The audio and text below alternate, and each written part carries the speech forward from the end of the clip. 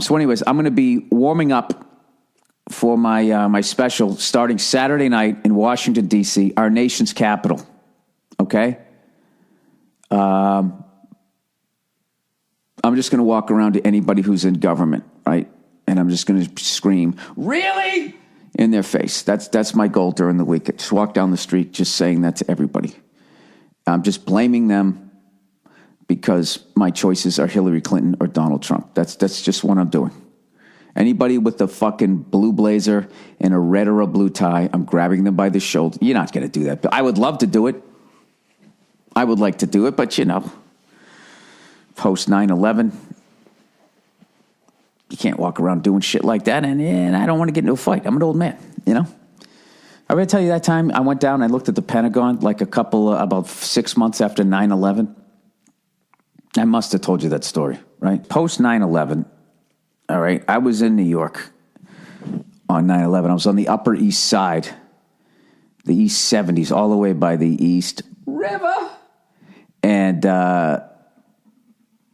there's a lot of old wives' tales told by people who lived in New York during that time.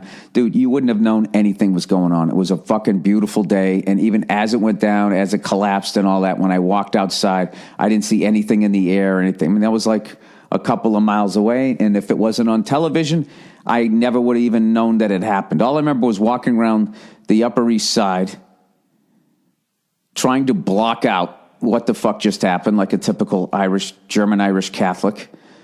Sad feelings, block them out, act like nothing's happening. And I just remember walking around up there and there was people.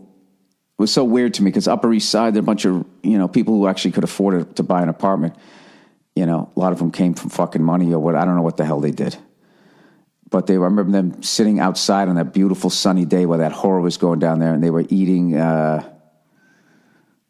breakfast and shit. And everybody had that weird sort of I feel like I should be doing something, but what? Can I get the salmon on the Eggs Benedict? I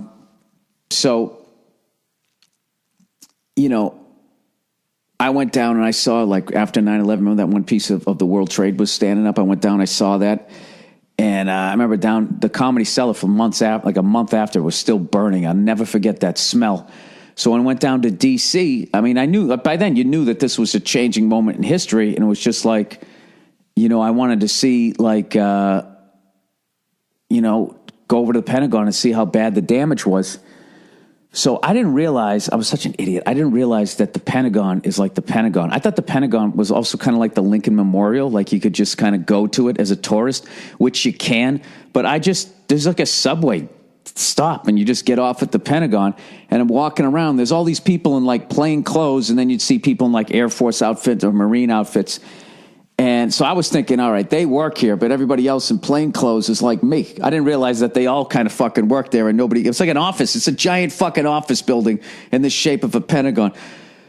So I start looking around. It's basically a circle with points on it, right? That's what a Pentagon is. How many sides to a Pentagon, Bill? Oh, I don't know. It's more than 5. It's a triangle, then there's a hexagon, then there's a proplexagon. I don't know what the fuck it is. And you know what? I knew it when I had to know it for the test, and that's never come up in my life. You know what I mean? You got a quartet, you got a quintet, that's jazz. I'm out of math, I'm into jazz. But isn't music just numbers put together beautifully? Sorry. So I'm standing there in this pointy fucking circle going, do I go to the right? Do I go to the left? I kind of go left, then I go right, then I start walking back left. Then I'm just fucking start walking around this thing. I'm trying to peek around the corner. I'm like, maybe I should have gone the other way. And I'm basically not realizing it. I'm looking shifty as hell. And of course, there's 50 fucking cameras on me. What the fuck is this dude doing, right?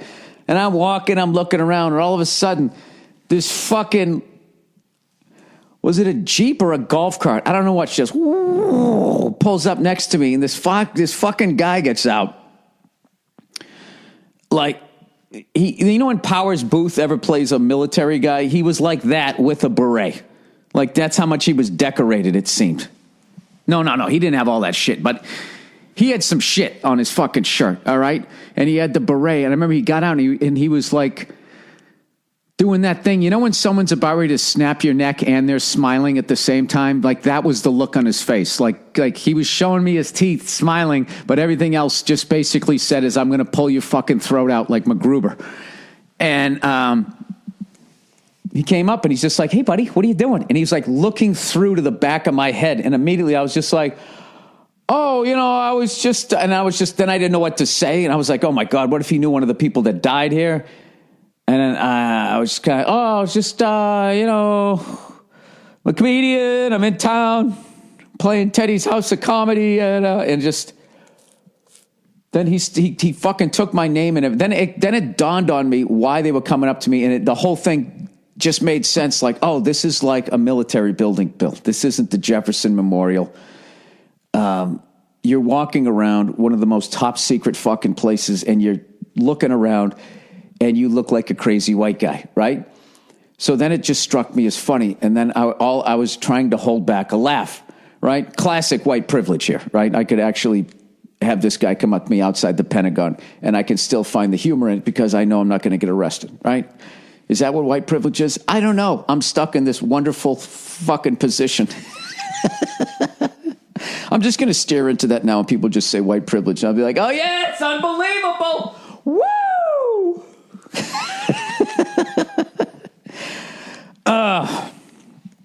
Anyways, what was I saying? Okay, so the fucking guy, he's taking down my name, and then I kind of have like this shit-eating grin on my face because, at that point they all kind of, because it was the guy who drove the Jeep who was like fucking Tom Cruise in Taps. He just couldn't let it go, right?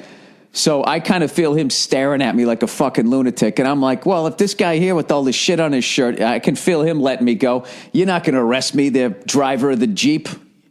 You join the military to be a fucking chauffeur? Go fuck yourself. So now the comic in me is starting to come up and I want to irritate this guy. So I really start fucking smiling or what. I was like, yeah, man, sorry. I go, hey, man, you want to come out to the show? And blah, blah, blah. And the guy, he's kind of gone down from I'm going to fucking rip your throat out to kind of like maybe I'll just, I don't know what, stick a bayonet in your side. He's kind of down to that. Is that less? I don't know. Whatever the fuck it is. I'll just waterboard you. His look of craziness is I'm just going to waterboard you now. And I get to the end and he's like, all right. And he gets in the Jeep and the other guy was just staring fucking like daggers at me, the Jeep. And I was just looking right at him, smiling. And he goes, you're free to keep walking around this thing, blah, blah, blah, blah, blah. And I was just like, nah, man, I'm cool. Like, I don't need anybody else driving up to me with a fucking Jeep. So they go to drive away. And as they were driving away, I remember the guy in the Jeep, the guy driving, like, yelled.